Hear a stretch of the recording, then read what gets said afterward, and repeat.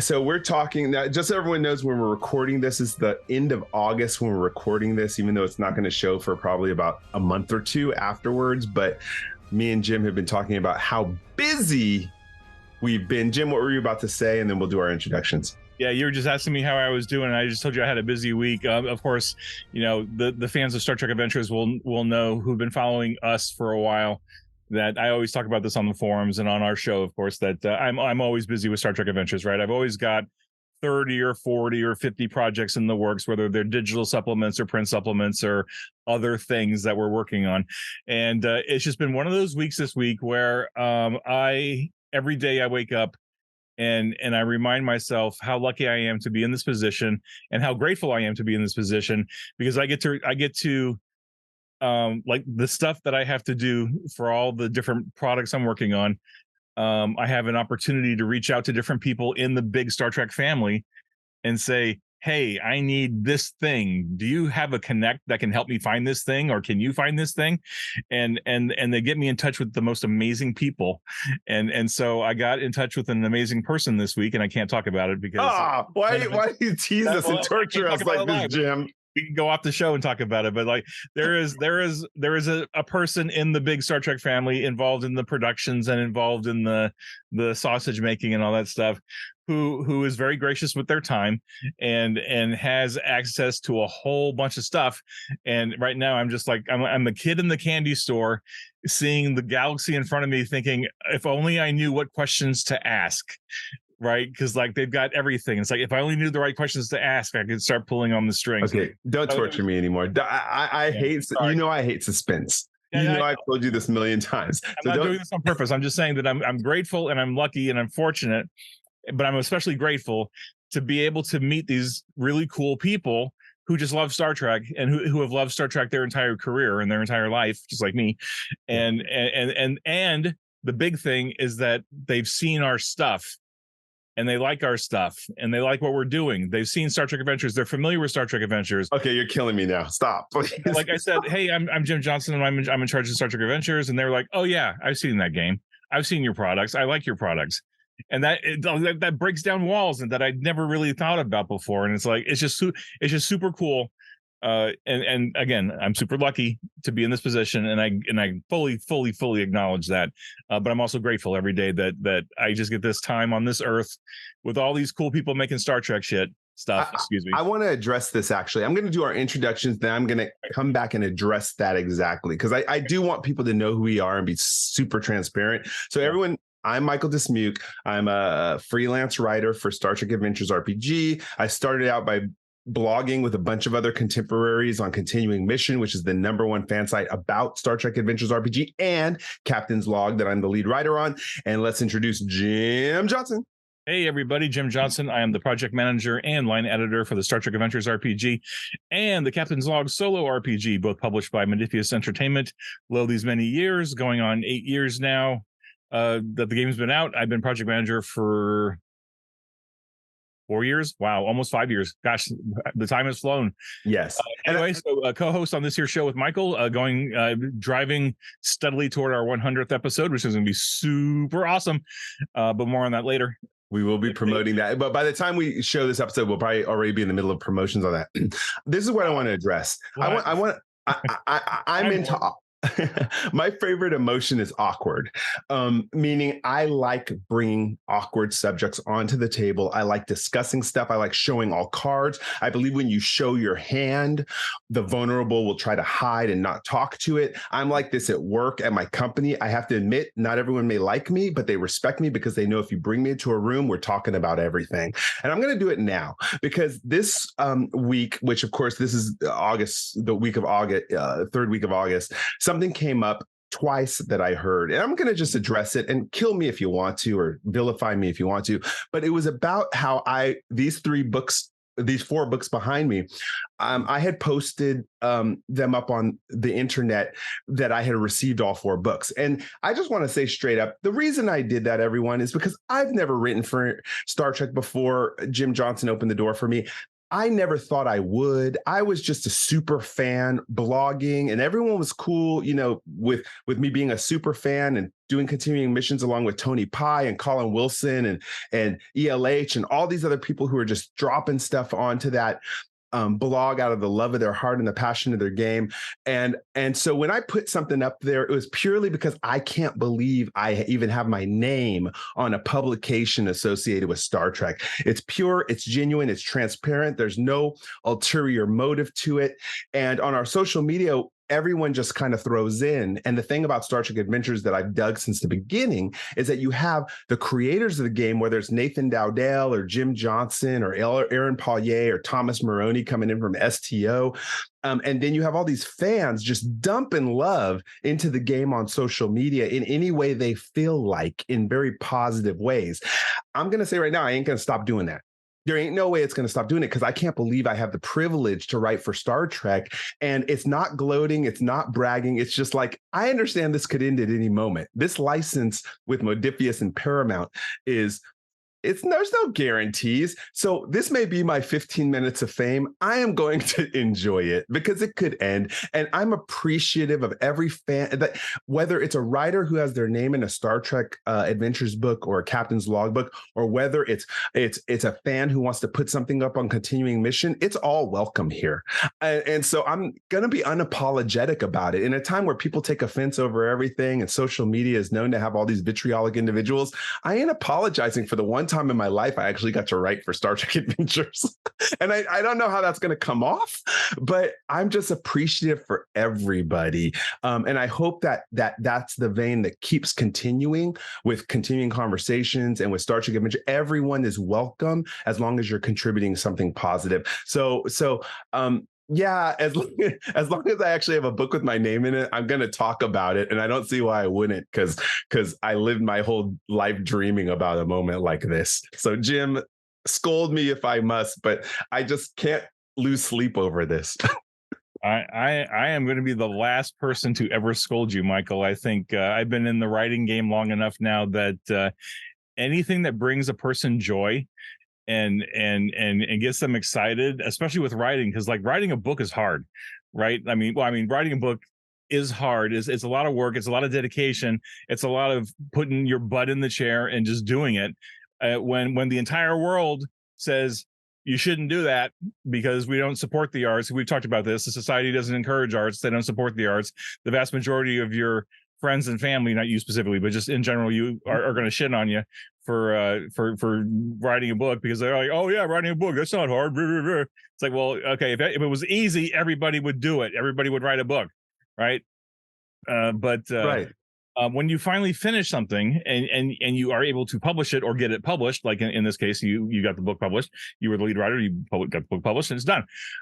That is cause for significant celebration, because there are millions and millions and millions of I'm gonnas and I want to be's and I want to do this, and they don't put the work in, they don't do it. And that's okay, because that's just life, right? Sometimes you want to do something and you just don't do it. You don't have the motivation, you don't have the ability, whatever the reason or is. The opportunity. I want to say, or the opportunity, because I'm not special. It's just I fell in the right place at the right time and had the opportunity. And I'll say, Jim, in your defense, you are looking to give people opportunities too, who never expected to write before. One of the things that came up was that some people felt that the way I was posting was promotional to make Modiphius money. And again, I have to be super transparent about this. Heck yeah. Why? Because I remember when my favorite games went under, like Marvel Superheroes RPG, which to me was from TSR, one of the best design games ever. And I couldn't believe it went under because I knew so many people who played it. And I loved every time a new material came out or a new compendium with stats for characters. That was so thrilling. And when that stopped, I was like, man, that kind of took the steam out of the game. And a lot of people fell off playing because of that.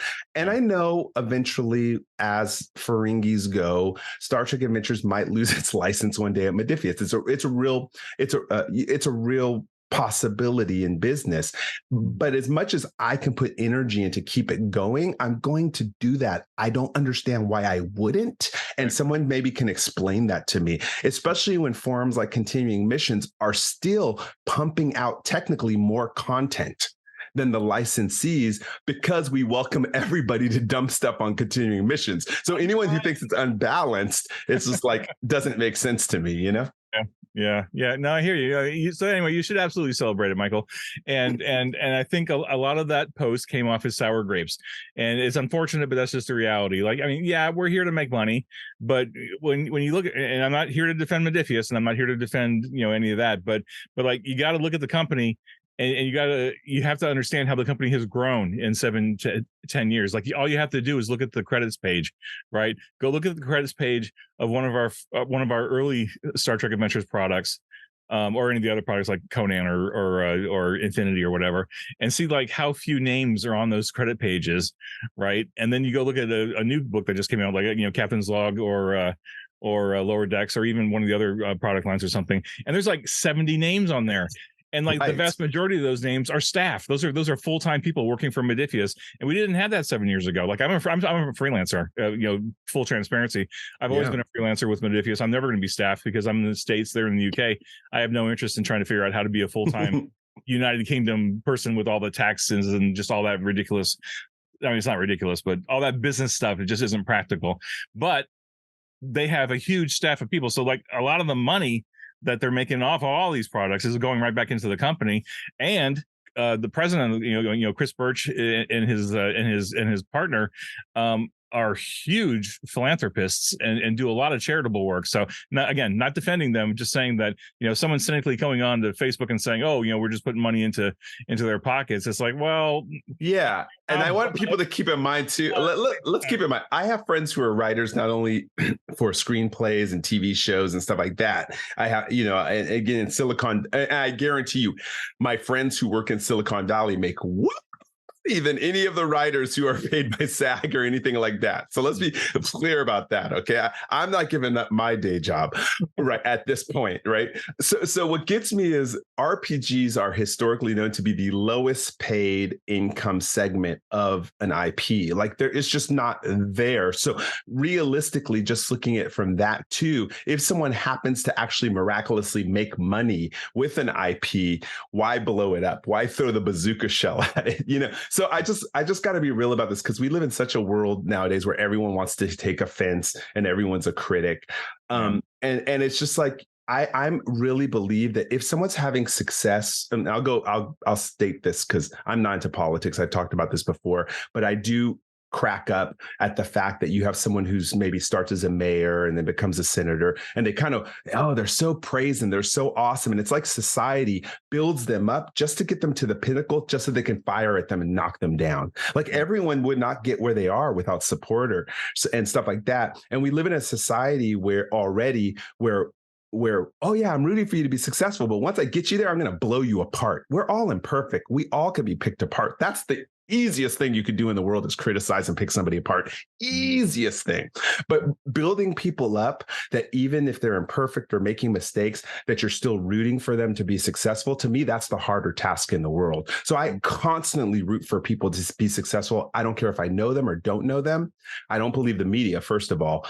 I just want people to be successful. And so that, to me, has kind of been the tone you've brought to the game. Again, I've been able to collaborate and talk with people like Jackson Lansing and Dayton Ward and Scott Pearson. They're very positive. Derek Tyler Attico. We're all kind of fighting the same fight to be successful. And so to me, when people are celebrating and having a good time and having fun with it, dive in, support them. I mean, it's only going to make us all richer in a sense, right? Yeah, I mean, it's Star Trek, right? It's positive, it's hopeful, it's vibrant. You reach down and pull people up and support them and work together, and you don't push people down or whatever. So anyway, enough said for me, right? Like, I mean, okay, I agree with you completely. I I think just want people to know if ever anyone complains, I'll just give them a link to this episode and say, this is how I feel. I just love people. I believe being kind will always be the biggest payoff. And do, you know, if Chris Birch and Modiphius became multi-million years over this would only mean that we have so much content to play for the next 30 years. So I ain't complaining. I never expected to have the privilege of being a writer for an RPG. And honestly, that was not my motivation in doing continuing missions, nor Tony Pye, nor Colin Wilson, nor all the other dozens of people who've contributed. It was not to make our careers as being writers. We just love the game and want to contribute. So again, open invitation to everyone. Again, I just asked that it's PG-13 because my nieces and nephews peruse the site. And so I just asked, contribute everything. It's only making us richer and making Star Trek Adventures, in my opinion, the best RPG ever out there. My bias, my opinion. Yeah. Nice. All right. So, now we can just kind of like let that purge away. I needed to be transparent. Yeah. I almost feel like that was an episode in itself. Almost, yeah. I mean, that was like a good solid 15 minutes, right? We could cut that there and go on to the next one. well, what I think we should do, actually, let's do this, because I know our intentions, just so everyone knows, today our intention is to play our collaborative Captain's Log game, and we're going to do that. We're going to keep it going, and we definitely have it scripted. But I do actually want to, this could be the opportunity, Jim, if you don't mind, that we talk about some of our upcoming shows that are happening that kind of celebrate RPG as a whole and some of the people coming on as a forward-looking episode, and why we've decided on some of these episodes. Do you think we should kind of go there for a little bit? Yes, yes, and I think you should lead that effort, because I think you're the keeper of the schedule, but also because I'm a little confabulated because of the time warp, right? Right. We're recording this episode now, but it's not going to air for another 5 weeks till September 29th. Exactly. Coming out beyond that, and it's like, okay, I don't even know what's going to be happening in 5 weeks. Right. So this episode airs on September 29th, because what I'll do is kind of celebrate the past. So I have a schedule here, and just so you all know how it works, is we record stuff out of sequence. Mm-hmm. Because we really base it on when the fans and the talent can come on the show. So by the time you watch this episode, we would have had BC Holmes on the show to talk about an update to the character creator, which I doubt any of you do not know what that is if you play Star Trek Adventures. And who knows, by the time this comes out, the Captain's Log version may be available. I know the button's up there right now, not quite activated, but again, in celebration of the contributors to the Star Trek Adventures universe, BC Holmes would have come on. Also, we would have had 3 different groups that came on by the time this episode airs. It would have been the USS Pioneer, which is the game I collaborate with a bunch of Star Trek writers. Jim's wearing a hat. Yep.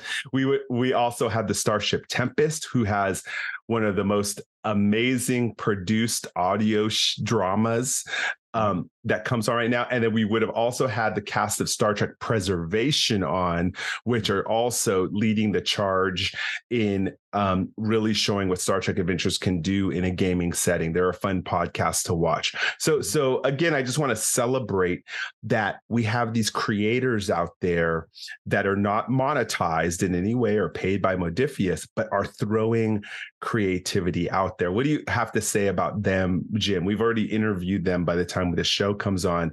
What's your pride and joy when it comes to watching these creators do what they do? I mean, it harkens back to what we were talking about earlier, right? It's just the joy of being able to share this franchise, this universe with other people, and to talk to other people about how much they love Star Trek and how much we love Star Trek, and to be able to be in a position where we can make cool games that help enable them to do cool stuff, right? Like especially with Captain's Log, right? We've been seeing dozens of people writing stories and getting creative about using Chat GTP or just their own creativity to create new stories for Star Trek. And it's like, oh, it's got like the Star Trek universe just got bigger just by this book coming out and people getting to use it and play with it and have fun with it. And like the testimonials I've been reading are are humbling, right? There was one person who talked about playing the game with their disabled son, and there was one who was like, I don't have any people near me who like Star Trek or can play or want to play, and I was resigned to never playing it, but now this came out and now I can do something with it. And hey, there's a whole bunch of budding writers who were like, they wanted to write but they didn't have that spark of inspiration that they needed, like so many of us need. Sometimes we just need someone to give us a spark, and then we're off and running, right? And they were like waiting for that spark to hit, and then this book dropped and they're using that. So like all these different interviews and discussions we've had, in the past couple of weeks that we've already done, but people haven't seen yet. It's just more of that Star Trek family talking to each other about what we love and sharing it with the fans who are watching the show and listening to the podcast, and that's just reflective of the whole Star Trek family, right? Like that's just so many people, whether you're in the productions or you're just a fan, or I mean just a fan, I don't mean that disparagingly, but like there's so many people present in the Star Trek family over the last 56 years, and by and large they're all super welcoming and kind and helpful and very positive, which is totally fitting into the Star Trek spirit. I want to add into that too, is I've heard, this is what boggles my mind. Okay, so everyone, I'm going to turn to my father real quick. He's from the South. He don't play. He tells you how it is. Deal with it. You got hurt feelings. That's okay. I was in slavery for 400 years. You could deal with it. That's literally my dad's, like, that's my dad's mentality about stuff. And people have been criticizing fans for using ChatGPT or AI to create their games. Wait, what do you care? They're not on payroll. It's like, if people want to have fun and use any tool that they want to in order to play the game, why is there criticism about that? It boggles my mind. Let people use whatever they want in order to have a blast with these games. And I've been seeing that with Captain's Log. People are doing some crazy. One person did an entire screenplay, Jim. I don't know if you saw that yet on Continuing Mission, but they wrote a screenplay. And I don't care if they use ChatGPT or not. They're not hired by Paramount Picture. Let people just have fun in any way they want to with the game. And so that's what gets me is, why say no to anything on if people are by themselves, especially creating this content, right? It boggles my mind. And then coming up, did you want to say something? All good. Okay, good. All right. So anyways, you can tell I'm on one tonight. I'm totally on the crate tonight. I'm so pro creativity. I guess I'm so yes, and I really get irritated with no but people, right? Or can't people. So I'm just saying, people have fun. This game, it's a game. Have fun with it. Some of the other stuff that's coming up that we have to look forward to is we have an interview with Michael Duxbury, which is coming up. I think Jim, he's one of my favorite STA writers. He created Ghost Rider, which is, I'll say, critically acclaimed by the fans, which was in Modiphius issue 3, which is free if people want to look for that. He's coming up for an interview after this airs. But we also have some amazing ones coming up with Dyson Mind, which is, again, a great RPG podcast. They're coming on our show to talk to us about what they do and what they do in relation to Star Trek Adventures. And one of the things that spawned out of Gen Con, I mentioned it, people probably heard the episode a couple weeks back, is I went to Gen Con and there was this segment on Afrofuturism that blew my mind. It really talked about Star Trek Adventures as a very forward-thinking medium for not only Afrofuturism, but any futurism, for any ethnicity that wants to live in a future where everybody really has equitable standards. And we're going to have two authors, Maurice Brodus and Derek Tyler Attico. Derek Tyler Attico, again, he is the author for the Cisco autobiography, which is coming out on October 10th. So he's going to be coming on the show to talk about where you can really take your games if you really want to diversify and be true IDIC, infinite diversity, infinite combinations. That's going to be a really cool show coming up. And again, these are things you've been pushing, Jim, for a long time with who you invite to write for the game. Is you're just opening the door for more writers. Now, I know for a while you actually you had to take a pause on taking submissions. Do you think you're going to be taking pitches in 2024? What does it look like with your current schedule? Yeah, probably sometime in 24. I'm not quite sure yet. I'm still working through the backlog of not just stuff that I'm working on in development, but actually the backlog of pitches too, right? So like I had a steady stream of stuff in development, which is part of that 40 to 50 projects I'm working on. But at the same time, like I'm constantly feeding the hopper with new pitches, especially from new writers. And I'm trying to give everybody an equal shake and an opportunity to do stuff. And I've got some new people, in the works right now, some new stuff some stuff in development.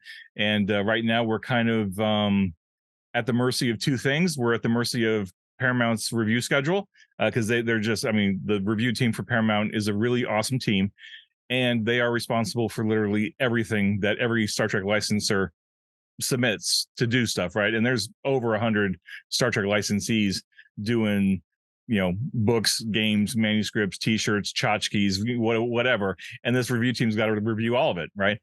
So there's a process, and then there's sometimes delays in that process because there's just so much stuff. There's so much Star Trek stuff in the hopper. So there's that, and then there's also the constraints of Modiphius's teams, right? Our infrastructure can only support so many products in development at a time. Not so much for me, but like graphics and layout and artists and so on and so forth. So like there's only so much stuff I can publish, just practically speaking, right? Just in terms of not manpower, but people power and timing and costs and all that stuff. So like, I mean, at the moment, I'll be honest and say I've got mission briefs and standalone adventures for like the next 16 months, like wow. Actively in development. And we've been releasing, one a month for like the last year and a half now. And that'll continue through 23, through 24, even into 25. And as a result, because those slots are filling up, like if I'm taking pitches now and accepting stuff, you're not going to see it in print or in PDF format for another 2 years. Mm-hmm. And so I don't want writers to feel bad that I can't take pitches right now because I'm full. Like I've been cranking hard the last couple of years getting this pipeline going, and now I'm at a really great place to like, okay, now I got enough. I need to pause it. I need to shut it off for a little while because not only do I have new writers to nurture and to bring into the fold, but I've also got existing writers like you and Aaron and Al Spader and so many others who are super prolific. And it's like, on the one hand, I want the consistent people like you, and then I also want to keep bringing new people in too, right? And it's a balancing act. And also, we only do so many print products a year, right? And there's only so many opportunities and slots to put people in. I mean, if I could put 50 people on a book, I maybe would. Ouch! But that was hard. You gave me like 10 people, and I almost lost my mind. Yeah, I think we had 12 on one book, and I was like, this is too much. It's not, because I liked everybody, and I really enjoyed all the stuff I was reading, but it was like just logistically, it was a huge lift to make that happen. And I'm not going to go into the weeds because that's not what we're here for tonight. But the more people you put on a book, whether it's artists, freelance writers, editors, proofreaders, et cetera, like the more that list grows, the more back-end paperwork there is, like invoices, purchase orders, cat herding, wrangling, pulling manuscript pieces together. So I mean, it's a challenge, and I'm up for the challenge. But at the same time, it's like, oh gosh, this is so much work. Yeah, and I want to say too, Jim, again, in case a little transparency for people, the opportunity you gave me actually got me some other opportunities. So. Yeah. I don't expect ever to be working full time for Star Trek Adventures Modiphius because it's an RPG. It's just not realistic. It's just not, right. Scott Pearson did an amazing Twitter post when someone had asked about like, give me some real advice about being a writer. And one of the first things he said was, don't give up your day job. Like it's really a small percentage of people who can do that in the industry. Yeah. And we're hearing that too with the transparency that's coming out from the WGA strikes. Honestly, I've never heard so much transparency about what it's like to be a writer in Hollywood. Yeah. I'm a subscriber to the Delta Flyers podcast. I'm an admiral level on that. And Robbie Duncan McNeil and Garrett Wong are inviting people to really talk about what they get paid, which is quite interesting. So if they're struggling, don't think as an RPG writer, you're going to be giving up your day job, just being realistic about that. But what you are doing, Jim, and I know this is true from the other writers, is the doors you're opening and like going to Gen Con and meeting people, it's like, oh, you can write. Are you interested in this project? You're opening doors like that, which is really nice. So I want people to know that, you know, Jim's going to give as many opportunities as possible, but I'm realistic. We're like, yeah, I'm not banking on this to pay off my mortgage. Yeah, no one should be doing that, especially for the RPG industry, and frankly for writing in general, right? I think the WGA strike and even the acting strike, the actor strike, has been really eye opening because both of those are like microcosms of the entire country, right? You got a very, very small percentage of people who are at the very, very top, and then you got everybody else down at the bottom. And and the people at the very, very top, not so much the people at the top, but the bean counters at the studios and the organizations and stuff, like they don't get it. They don't want to budge. They got their money, and they don't want to share. And the people doing the work and creating the stuff are like, no, you're going to pay your fair share, or you're not going to have no movies or no TV shows or no nothing. And there's just I don't know how it's going to get resolved, but this is a microcosm of bigger challenges in the country. And I don't want to get political, but it is no, and we don't. I'm not a political person. I refuse to get political. I want to get back to celebration because we were talking about what's to come. So the biggest thing is 9/29. This episode is going to air, Jim, but on October 7th, we're going to be doing our very first ever live stream produced by Studio Timbo, which is, of course, our very our producer for this show. And we're taking a leap with this one. We've got a lot of yeses. I'm not going to drop names yet on this one because I'm going to make sure that they drop their own names that they're coming. But we have 80% of yeses from some of the powerhouses, not just of Star Trek Adventures, but actually from Star Trek.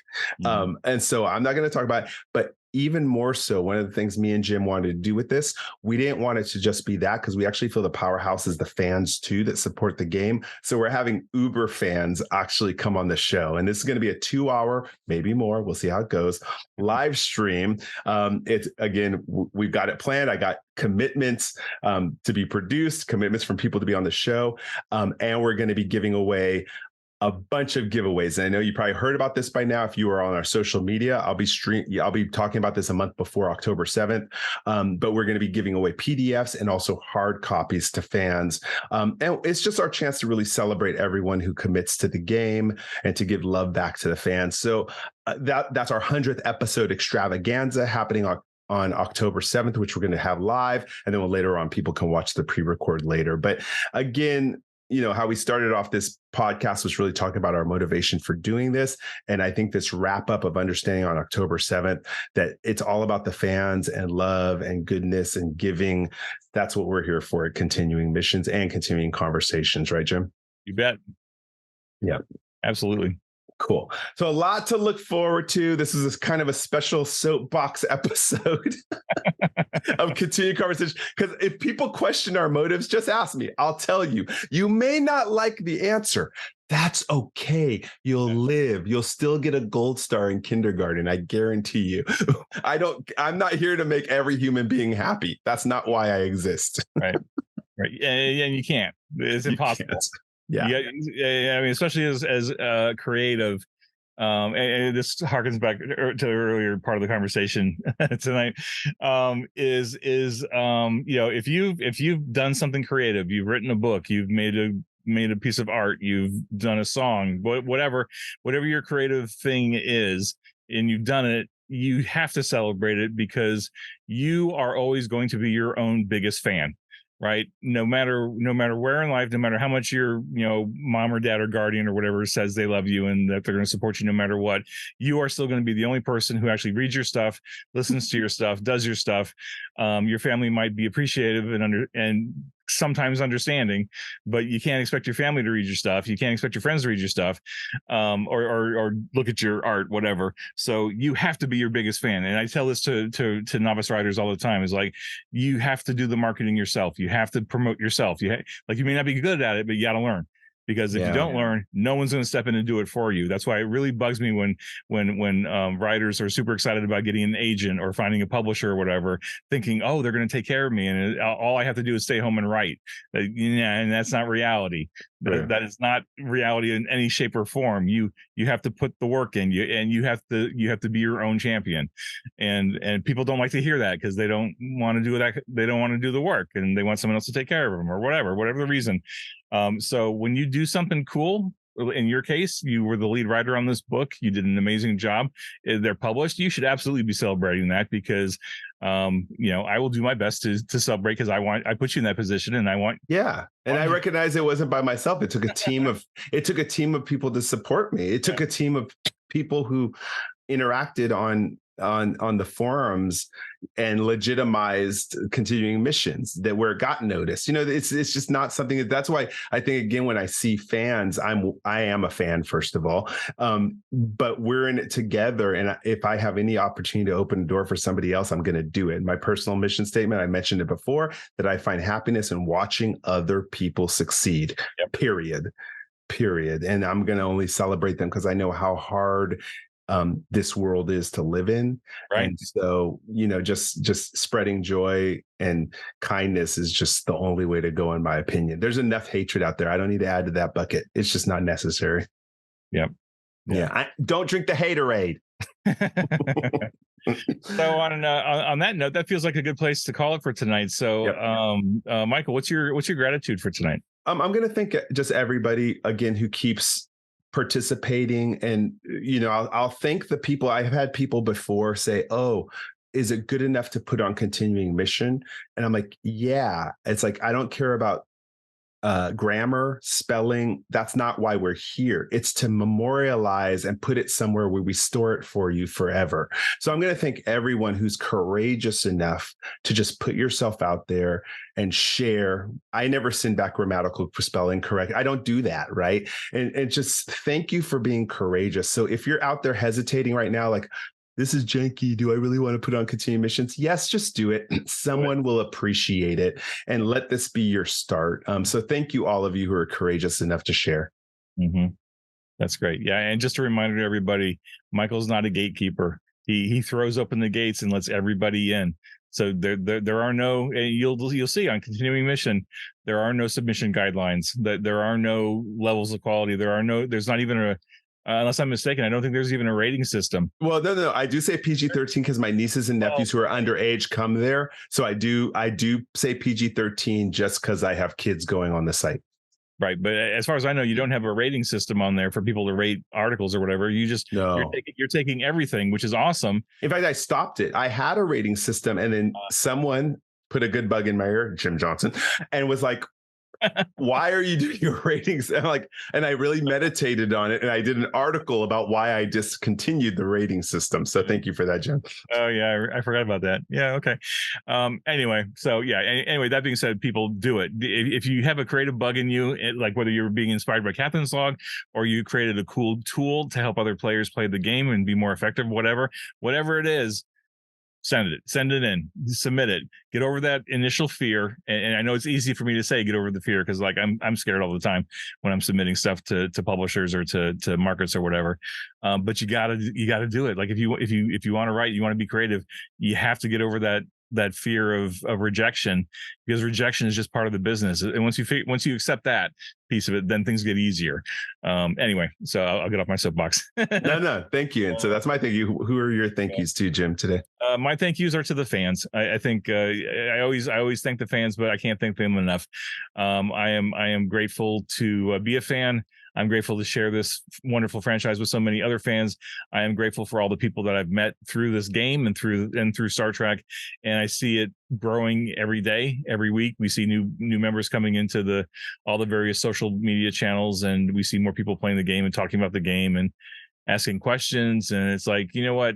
I would not be able to do this show and have so much fun with you if it wasn't for the fans, right? If we didn't have any fans for this game, we wouldn't be doing it, right? Why would we do a show for a game that no one's playing, right? Other than us.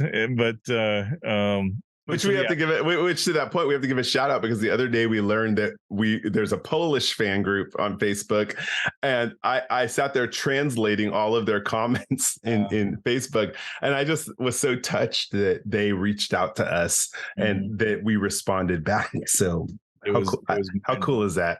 Yeah, it was like I knew that we have a small but loyal contingent of fans in Poland. But this was the first time they actually reached out and said, "Oh, by the way, we posted this thing to the Star Trek Adventures Polish group on Facebook." And I was like, "There's a Polish Facebook group? Okay, I didn't know that." And then I read the comments, and I was like, "Oh my gosh, I was so touched." And I told the guy I was speechless because I just sat there staring at it and like, wow, this is really, really amazing. So I joined the group. I know I'm gonna have to translate everything, but keep posting in Polish. Maybe in 5 years I'll know some basic Polish. That'll be awesome. There you go. But yeah, so thank you, fans. We wouldn't be here doing this without you. So I'm grateful for all of you every day. And I can't say anything more than that, I think. All right. IDIC, we ain't stopping. Continuing conversations. Live long and prosper. Be safe, be well, and we'll talk to you all next time.